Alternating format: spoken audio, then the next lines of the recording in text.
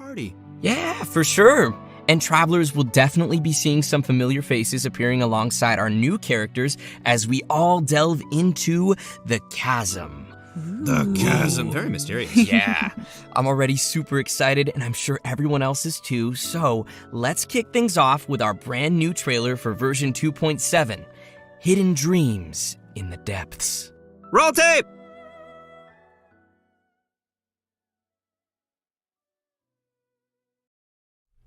My father, he's thinking of stepping down from the Tianshu position. I first met Yelan when she was very young. Even back then, she was extremely tough, and she kept her cards close to her chest. The day the chasm was unsealed, I put in a request to be transferred here, so I could finally learn the truth of what happened back then. Everything is chaotic here. If you stay here too long, this space may well devour you. Does that mean even Shao can't sense our presence here? Something seems to have been activated inside the fantastic compass. I fear that this problem underground is bigger than we thought. Just focus on taking care of yourselves. I'll figure out the rest.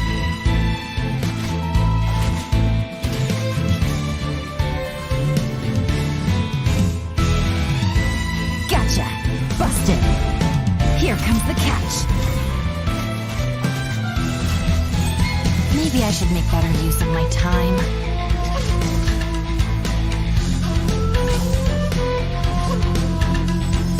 Our bond is strong. Stand with me. Lightning purified!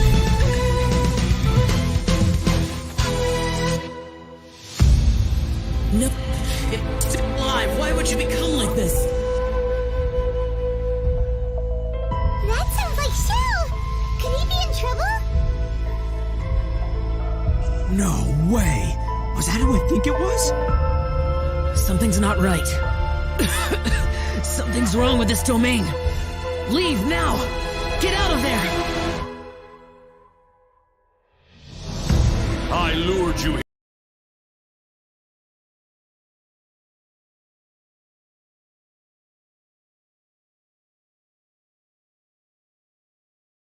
here to this underground space.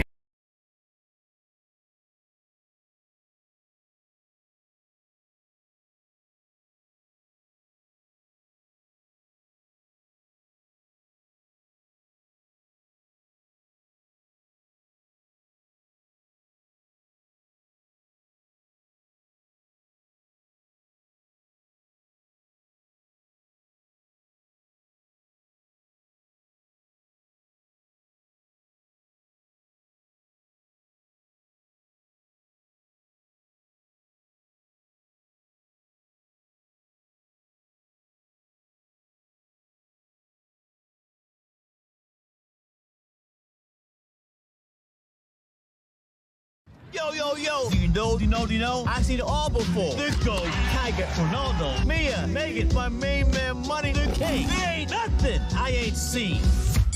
Okay, old school. You've never seen anyone like my girl Naomi, Mbappe, the Greek Freak, Athene, Kaisa, or Chloe Kim. Do you know there's never been anyone else like them? Look, OG, no disrespect. I know you think you've seen everything, but you ain't seen nothing yet. Checkmate. Depending on which twin you chose. And I'm not gonna lie, guys, we have so much stuff to introduce to everyone today. I'm pretty sure that everyone's waiting to see all these new characters and what their new event wishes will be, so let's get started with that. Yeah. In the early part of version 2.7, our new playable character, Yelan, will be appearing in her own event wish. At the same time, our old buddy Shao will also be returning for a rerun in his event wish. In the later part of version 2.7, Arataki Ito, that's me, will be making a return alongside his deputy leader, Kuki Shinobu, in his own event wish. Ah, Kuki Shinobu. She's a dreamboat. She can do anything. Also, in terms of weapons, travelers can expect to see an all-new weapon banner featuring the new 5-star bow, Aqua Simulacra. And that covers the new event wishes for version 2.7. Next, we have a quick trailer to give us a preview of the first of our new characters, Yelan. Roll tape!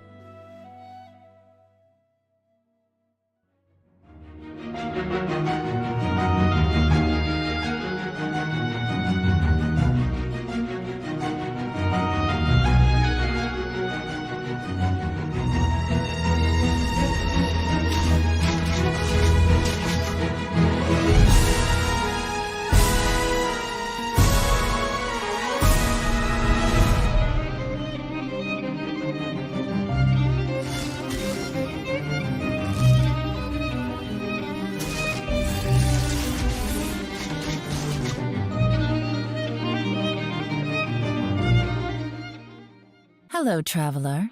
Call me Yelan. I think you may need my help, and I just so happen to be interested in some information you have. In other words, you scratch my back, I'll scratch yours. Cool. I like that dice move. I really like how she turns invisible. It's like my favorite part. Yeah, I love how swift her movements are. Like, ooh. And that dash? Yeah, Oh, super cool. Totally. That's dope. And what a silky smooth voice. Aw, shucks. So many of you may already recognize Yelan from when she appeared in the chasm. Her archery skills are pretty impressive. So, Laura, would you mind lifting the veil on this mysterious character? Of course. Yelan is the mysterious owner of the Yenshang Tea House in Liyue. Definitely not the first mysterious tea house owner we've met. That's right. Would you look at that? Seems like running a tea house can be a pretty confrontational job in Teyvat. Yeah, I guess so. Actually, though, being a tea house owner is not the only identity Yelan has. In fact, you could say that Yelan is a person with many different faces. She relies on her acting skills to naturally blend into any social setting, pull some strings to guide the course of events, and then, poof, disappear before anyone's noticed. Her activities have taken her across the other nations of Teyvat, and even to the Abyss. All right, nice. So she also travels around Teyvat, like the Traveler.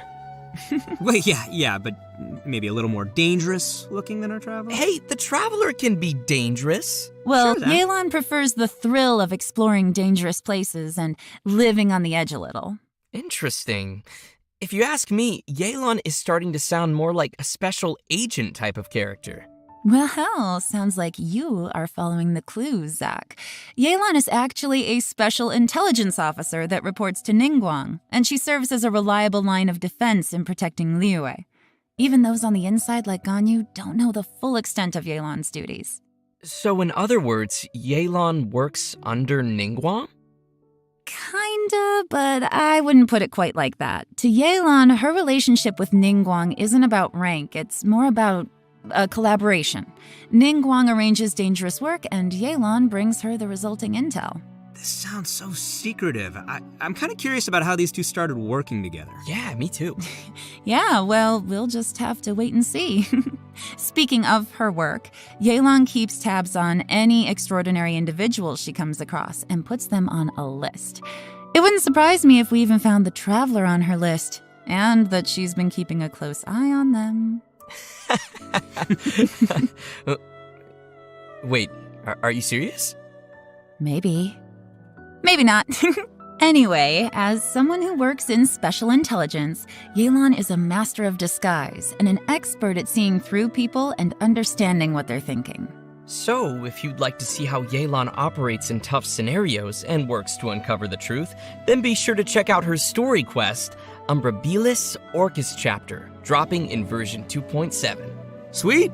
Okay, so now that we've heard a little bit about Yelan's background, how about we talk about her combat capabilities? Let's do it! Yelan wields a bow and manipulates a hydro vision, and in combat, she's a hydro DPS character that combines rapid attacks with agile mobility. She's an expert at weaving in and out of dangerous situations by swiftly moving across the battlefield and rejoining the fray with powerful attacks. She's so agile. You know, she may move as gracefully as a flower petal in the wind, but do not cross her. She is a beast with that bow. After a short time out of combat, Yelan will enter a breakthrough state, which will cause her next charged aim shot to have decreased charge time. And once charged, she can fire a breakthrough barb that will deal AoE hydro damage. Yelan's speed becomes quickly apparent in her elemental skill, Lingering Lifeline. Tapping or holding the skill button allows her to move rapidly using her lifeline, marking opponents along her path. When her rapid move ends, the lifeline will explode, dealing hydro damage to marked targets. Yelan also has a fixed chance to reset her breakthrough state based on the number of opponents marked. Ooh, cool. So we'd better try to mark a whole crowd of enemies to maximize the damage. Her elemental burst, Depth Clarion Dice, deals AoE hydro damage and creates wondrous dice which aid her in battle. The dice follow the character around and will initiate a coordinated attack when your active character uses a normal attack and each time Yelan's lifeline explodes and hits opponents. With Yelan's passive talent, Adapt with Ease, the active character's damage increases over time while the dice are active. I'm telling you, do not mess with her. She sounds gnarly. Sounds like she could also fill a solid support role, too. Totally. Absolutely, yeah. Yelan also has another passive talent called Turn Control, which causes Yelan's max HP to be increased based on the number of elemental types that are present in the party. And finally, because of Yelan's understanding of the Liyue region, she gains increased rewards when dispatched on a Liyue expedition for 20 hours. Ah, that makes sense. Of course, even after sharing all this information, Yelan still has a lot of secrets. Travelers will have to spend more time with Yelan on their journey to learn more about her. She'll also be making an appearance in the new Archon Quest Interlude chapter coming in version 2.7. We'll have more details on that shortly, so don't miss it. Nice. And now, I think it's about time we introduce our second new character, Kuki Shinobu. Oh, she's the pride and joy of the Arataki gang. Second to Ito, of course. So let's see her in action.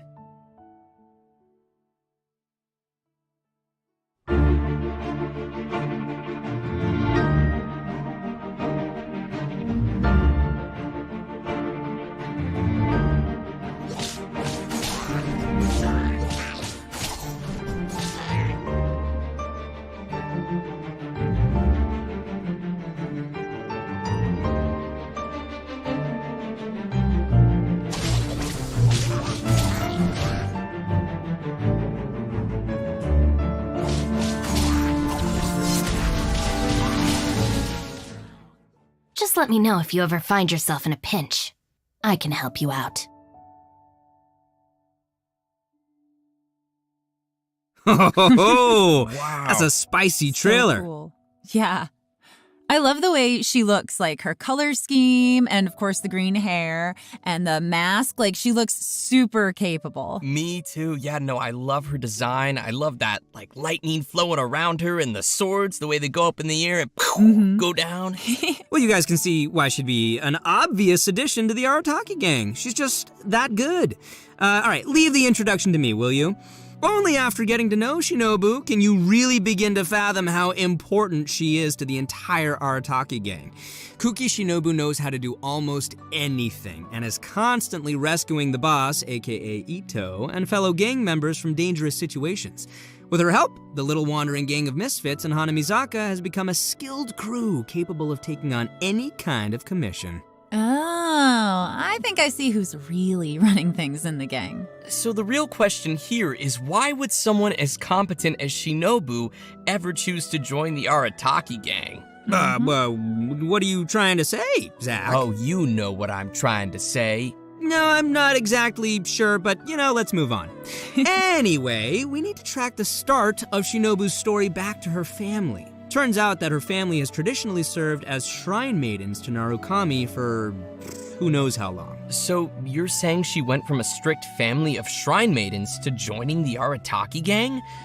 Yeah, is that so surprising? That's a pretty big 180. Well, it just goes to show how much she's changed. When she was younger, Shinobu was sent as an understudy to the Grand Narukami Shrine, but after a certain incident, she started to doubt whether she was really suited for the strict life of a shrine maiden. So Shinobu decided to leave the path of her family behind and search for a path of her own. Out of curiosity and personal interest, she took the initiative to learn a variety of crafts and skills, and it wasn't long before she obtained many certificates. So many, in fact, that she can't even fit all her qualifications on a business card. For example, Shinobu even went to study law in Liyue, which is when she met Yanfei. So they know each other. Yanfei has some pretty random acquaintances. Yeah, but Shinobu's had the chance to meet many people along the course of her studies, but because she wanted a free work environment, she's rejected countless work opportunities. She even passed on an opportunity from Kujo Tengu to work in the Tenryou Commission. Wait, they know each other too? Mm-hmm. And guess who she chose to be with? You can guess. Ningguang? It's the Arataki Gang! Oh, yeah. Yeah, that. For some reason. Guys, I'm so excited. It's great. Okay, moving on. No one knows why. Moving on. All right, if you're interested in learning more about Kuki Shinobu and the Arataki Gang, and I know you are, then be sure to check out Shinobu's very own hangout event in version 2.7. Not only will you get to see a day in the life of the Arataki Gang, how exciting is that, but you'll also get to learn a lot more about Shinobu's past. And that's about all I can say for now. Travelers will have to check out the event to learn more. Okay, we've covered her backstory. Now let's see the Arataki Gang's deputy leader kicking some butt in battle. Woo. Kuki Shinobu is a support character who wields a sword and uses her electrovision to both heal teammates and deal continuous damage from off the battlefield. She can do it all. Her unique skills allow her to sacrifice her own HP in combat in order to heal other party members. Aww. It's valiant. That's so sweet of her. It's selfless. Nice. It's generous. When she uses her elemental skill, Sanctifying Ring, she sacrifices a certain portion of her HP to create a grass ring of sanctification that'll heal friendly characters within it and deal continuous electro damage to surrounding opponents. After unlocking the passive talent Heart's Repose, her elemental skill's healing and damage will be boosted based on Shinobu's elemental mastery. With another passive talent, Breaking Free, when Shinobu's HP is low, her healing bonus is increased. So, travelers will need to monitor her HP when using her skill. You don't want it to be too low, but at the same time, lower is also better. Definitely, yes. Shinobu's elemental burst, Gyoe Naru Kamikari Yama Right, creates a special field in front of her that deals continuous electro damage to opponents within it. And it goes without saying that Shinobu is amazing at carrying out expeditions. With the passive talent Protracted Prayers, she gains increased rewards when dispatched on an Inazuma expedition for 20 hours. So she knows how to bring home the bacon. Tasty. It is. It's very tasty. Let me tell you, man, Ito sure is lucky to have such a capable deputy leader. But the feeling is mutual, and Shinobu feels the members of the gang are also super important to her. They are her true family members, regardless of her rebellious nature. Although Shinobu has to bail them out of trouble over and over again, the gang is the only place she feels truly free and at peace. I think it's great that they found each other. Yeah, definitely. Well, I hope everyone is feeling pretty excited for these new characters. Oh boy, we covered a lot there. Yeah, definitely a lot. So, I think it's about time we roll out our next redemption code. Redemption code. Roll out the redemption code!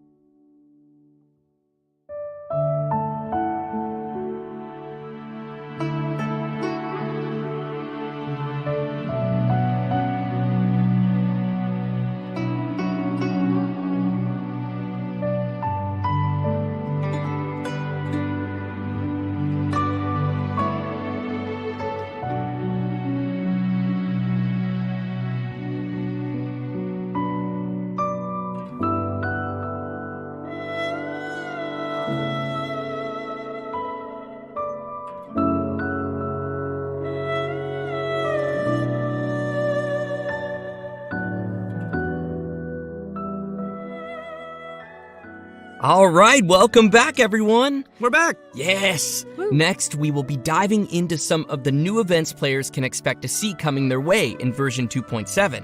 Our first event not only includes our new Archon Quest interlude chapter, but will also contain a new challenge game mode. The event's called Perilous Trail. The Archon Quest will be featuring a very unique cast of characters as Yanfei, Yelan, Ito, and Shinobu team up with the Traveler when they become stranded deep in the chasm. And it's not long before we also discover that Xiao is also conducting an investigation of his own in the chasm. Investigation, you say, Because there's a lot of history and secrets buried within the chasm, including the story of how the people of Liyue fought off monsters 500 years ago. Yelan has been monitoring this place for quite some time, trying to find out the truth of what happened back then. It turns out that this piece of history is also related to her origins. The mystery. Mystery. Yeah, the group will also find themselves facing a crisis in the chasm and will have to survive together in what will definitely be a thrilling experience. So from what's been revealed in the previous version, we know that there is a deep connection between the Yakshas and what happened in the chasm. It even seems that our vigilant Yaksha Xiao has some obsession with the area. It'll be interesting to see why he's in the chasm and what he's looking for down there. Travelers will have to follow Xiao's steps to learn more about the history that has been sealed there. As travelers play through the Archon Quest, the combat challenge Realms of Guile and War will also gradually become available. Travelers will need to constantly defeat enemies within a challenge domain. Completing 3 challenges will be counted as a round. The first 3 domains will consist of 3 rounds, and the last domain will have 6 rounds. What's unique about this event is that after each round, you have to rearrange your party according to the domain's rules. For example, in the Direcliff Court domain, only one member of the current party can be selected to continue on, while everyone else will enter recuperation mode and will be unable to fight. In another domain, Kaleidoscope Cage, 2 characters will be selected at random and will be unable to continue the fight.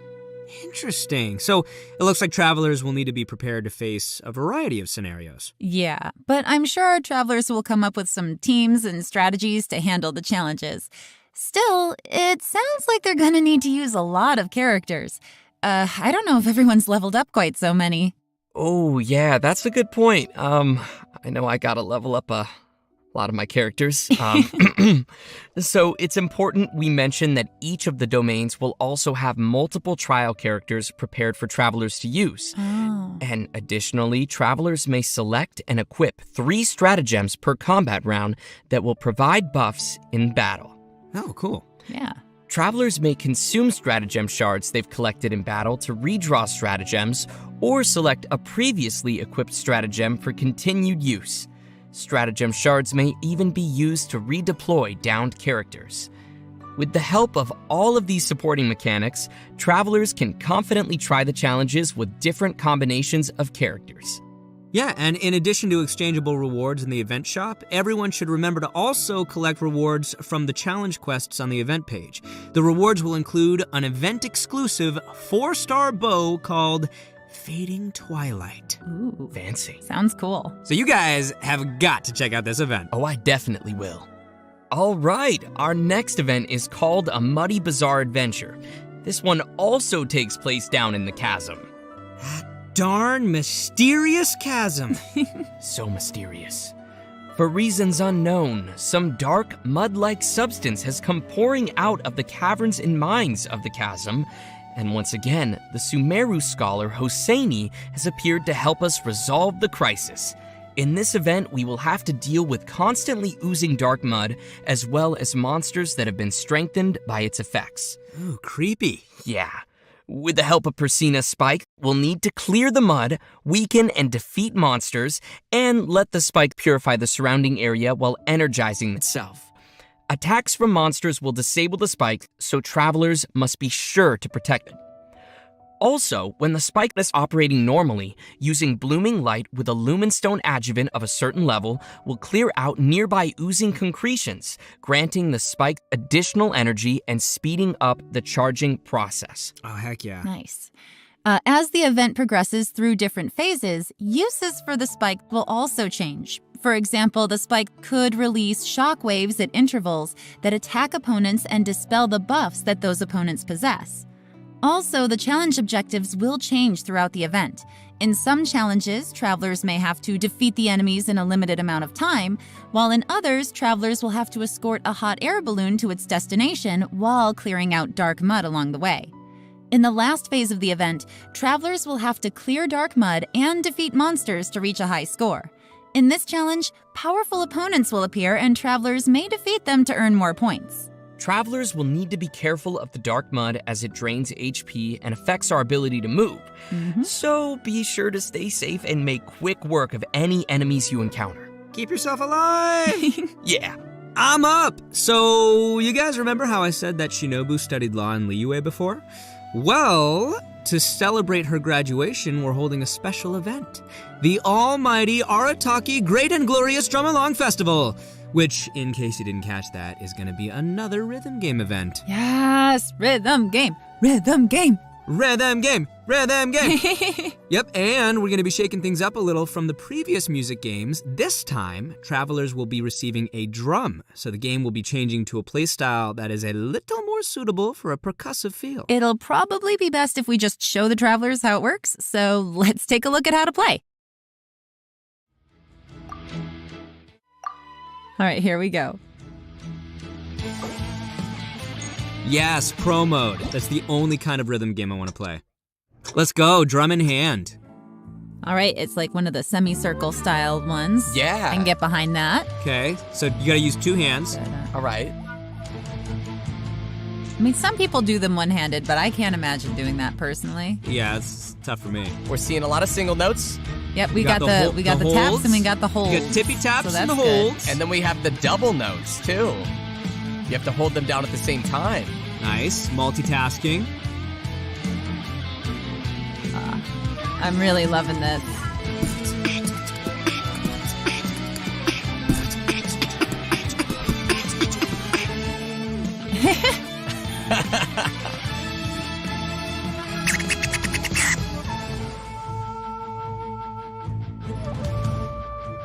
This music is bopping.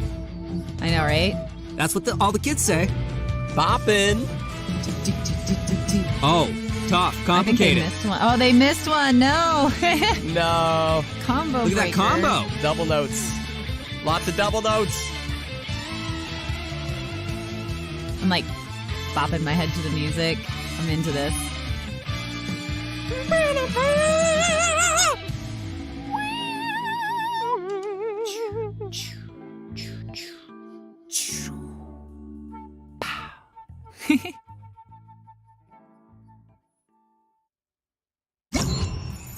Time to shine. Oh, how fun is that? Oh man, that looks so fun to play. Well, considering that travelers might be playing the rhythm game on a variety of different devices, the designers have so kindly implemented a lag calibration function. This means travelers can calibrate their device by tapping the screen when they hear the accented pf, and can adjust the decision line until it roughly coincides with the note position they entered. By making these little adjustments, travelers can improve the gameplay experience for each of their individual devices and playing habits. Also, we'll be able to adjust the note falling speed as well as the volume of the button sound when pressed. Additionally, more detail was given to how the system determines whether each note is counted as successfully hit or missed. In this music game, travelers will have access to all 3 difficulties from the very beginning. So, travelers who are more confident in their drumming skills, such as myself, can clear the higher difficulties and still be able to collect the corresponding rewards for completing the lower difficulties as well. And just wait, I haven't even gotten to the coolest feature yet. Oh? As tunes are unlocked, a note editor mode will also be unlocked. Oh, cool. Create your own. All right, that is pretty cool. Travelers can freely edit the note positions in these tunes to create their own beat maps of the game's musical scores, which can then be shared with other people. Nice. Of course, in order to share your tunes with others, you will first be required to play the song and reach a specific rank to generate the share code. And finally, travelers will also find some special gifts and messages left by some familiar friends at the festival. So don't forget to check those out. Oh, I will. Oh, I know you will. All right, and last but not least, we have another interesting event. The aim of the event? Create a robot. Bet nobody saw that one coming. That's right, travelers will receive a material collector from a toy merchant from Fontaine. There are a total of 3 processes you must complete. Number 1, source material collection. Number 2, elemental charge. And number 3, core activation. Completing these processes will produce a robotic furnishing that can be placed in the Serenity Pot. The robots can have a variety of possible model types and animations, which will be determined by what you do during the 3 processes we just mentioned. There's even a chance to produce a special furnishing that can perform all 3 animations. Oh, nice. During the event, travelers will be able to claim a total of 4 robots from test model vouchers. If, say, you were unable to produce the model you wanted, you can use the trade function to send requests and obtain the product model that you need. So, who's excited to make some robots? I am! Yeah, I can't wait to see what everyone makes in this event. And that's it for the new events in version 2.7. Next, we have some important system updates and optimizations coming to the game. First, to help travelers on their adventures, the system designers have added challenge feature tips to the beginning of some high-level material domains. These will include some suggestions on how to quickly defeat the monsters in the domain, which might help travelers find the optimum team or strategy to efficiently clear it. Next, the system designers will be providing some detailed tips to help players train and strengthen their characters. When players open the Character Talents menu, they can use the newly added Talent Reference button to see talent priority recommendations based on the actual data of other active players. And by pressing the Attribute Reference button in the Character Artifacts menu, players can see the main attribute usage statistics for each artifact slot. The system designers wish to give everyone more intuitive data to reference while choosing how to strengthen each of your characters. Ooh, cool. So, yeah. That'll make it easier. The talent reference button looks super convenient. Like, it seems like it would be really helpful if you're kind of on the fence and you don't know what you want to pick. You can see what everybody else has, done in the past. Oh, totally. Anyways, we also have another update regarding the game's music. During version 2.7, we will be releasing a new OST album, Millilith's Watch, which includes all the music composed by the Hoyo Mix team for the new Chasm area. Ooh, sounds cool. My favorite part of any game is the soundtrack, so I'm looking forward to hearing that. Yeah. Okay, next we have a new collaboration to announce to everyone. Genshin Impact will be teaming up with the Funko brand to release a series of Genshin Impact Funko Pops. Whoa! Yeah. The first wave will feature figurines of Paimon, Ether, the one I voice, and Lumine. These will be released as Funko Pop Asia bobblehead figures. Travelers who are interested can head to the official Funko website to be notified when the figures are released. Although you have to wait for the figures, you won't have to wait for the next redemption code. Yay!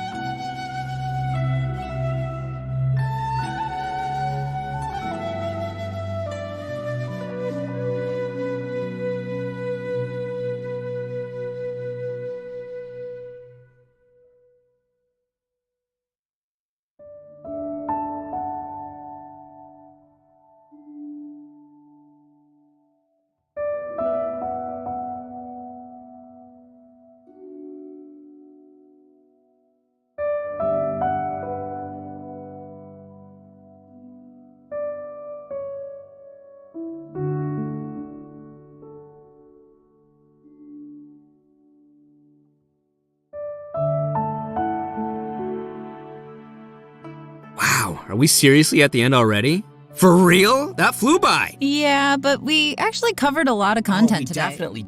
We did cover a lot, didn't we? And as usual, I gotta ask you guys, how did you like being on the special program? super fun. It was great. I love my little chibi. And I'm super excited to have gotten to give Yelan a formal introduction. So that's nice. And I'm really excited for people to meet Kuki. Yeah. Oh my gosh, there's so many things coming. The rhythm game. The rhythm game. Rhythm game. Yes. And building a robot. I'm excited for the storyline as well to see, more of what is happening down there in the chasm. There's a lot going on down there. But yeah, I guess that is it for today's special program. Thanks for watching, everybody, and we'll see y'all next time. Thanks, everyone. Bye. Bye, guys.